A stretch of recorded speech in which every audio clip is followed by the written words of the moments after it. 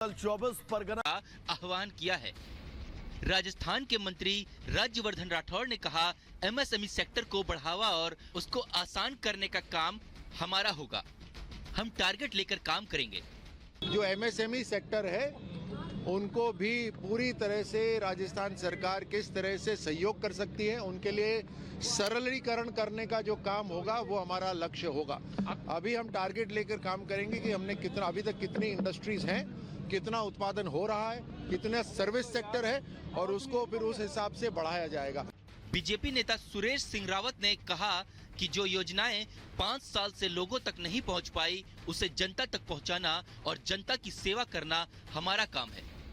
देखिए, निश्चित रूप से माननीय मुख्यमंत्री जी ने पार्टी के शीर्ष नेतृत्व ने जो जिम्मेदारी दी, वो जिम्मेदारी का निर्वाह करेंगे। देखिए, निश्चित रूप से राजस्थान के अंदर पानी की कमी है और इस चीज़ को हम, क्योंकि मैं मियाँ का रहने वाला हूँ, तो मैं इस चीज़ को महसूस भी करता हूँ। तो निश्चित रूप से जो भी बेस्ट से बेस्ट होगा वो करेंगे। बैठक के बाद नगरीय विकास मंत्री झाबर सिंह खर्रा ने कहा कि पीएम मोदी के मार्गदर्शन में राजस्थान सरकार एक नई इबारत लिखेगी।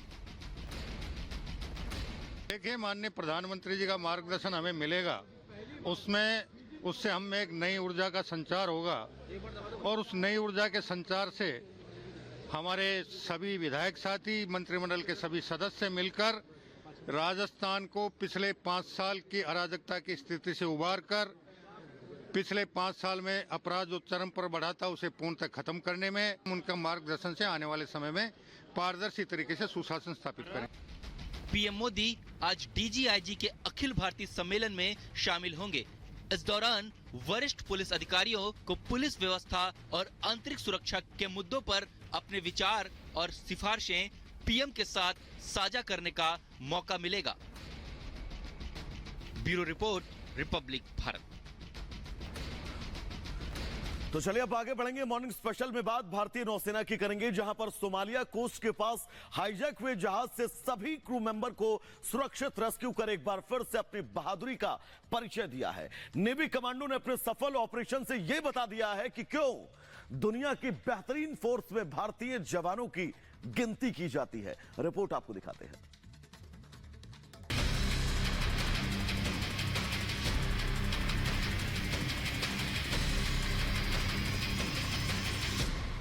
हिंदुस्तान के बहादुर जाबाज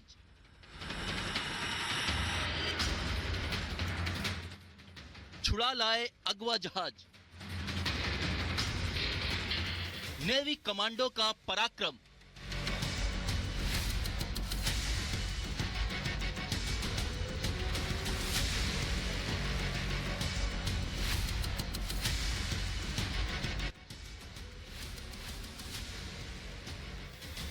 भारतीय सेना के जवानों ने एक बार फिर साबित कर दिया है कि उन्हें क्यों वे दुनिया के बेहतरीन फोर्स में शुमार हैं।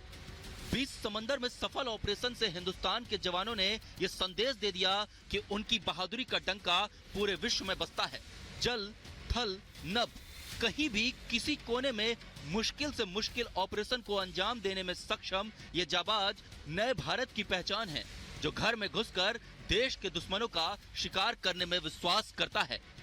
अरब सागर में सोमालिया के तट के पास हाईजैक हुए जहाज पर बंधक बनाए गए 15 भारतीयों समेत 21 क्रू मेंबर को नेवी कमांडरों ने सुरक्षित बचा लिया है। नौसेना की मार्कोस कमांडो ने इस ऑपरेशन को सफलता के साथ अंजाम दिया।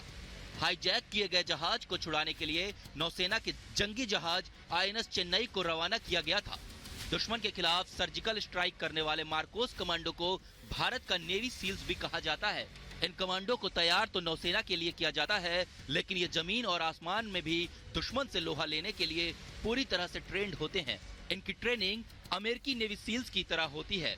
1987 में बनाई गई इस फोर्स को दुनिया के सभी आधुनिक हथियार चलाने की ट्रेनिंग दी जाती है। साथ ही इनके पास बेहतरीन स्नाइपर्स होते हैं, जो दूर से ही दुश्मन को ढेर करने में सक्षम होते हैं।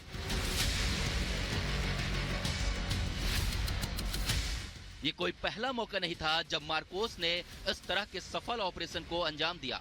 इससे पहले भी नौसेना के मार्कोस कमांडो ने देश के कई बड़े मिशन को सफलतापूर्वक पूरा किया है, चाहे वो ऑपरेशन कैक्टस हो या ऑपरेशन लीच, ऑपरेशन पवन या कारगिल युद्ध, ऑपरेशन ब्लैक टोर्नेडो या ऑपरेशन साइक्लोन, या फिर कश्मीर में आतंकरोधी मिशन को अंजाम देना हो। इनकी ट्रेनिंग के लिए उन्हीं जवानों को चुना जाता है जो अपनी शुरुआती 20 साल की उम्र में होते हैं। इनकी ट्रेनिंग सिर्फ समुद्र में ही नहीं होती, इसके अलावा राजस्थान, तवांग, सोनमर्ग, मिजोरम में होती है। अलग अलग जगहों पर अलग अलग तरह की विशेष ट्रेनिंग कराई जाती है। इन्हें हर तरह के माहौल में छिपना आता है। एमवी लीला नॉर्थफ्लॉक में सवार भारतीय क्रू मेंबर को बचाने के लिए नौसेना ने खतरनाक जंगी जहाज आईएनएस चेन्नई को भेजा था। BrahMos missile, submarine rocket launcher से लैस ये जंगी बेड़ा 2016 से नौसेना की ताकत बना हुआ है। आधुनिक हथियारों की मारक क्षमता ऐसी है कि इसके आगे कोई भी हथियार कमजोर पड़ जाता है।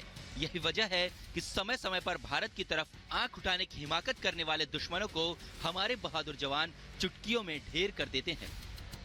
Bureau report, Republic Bharat.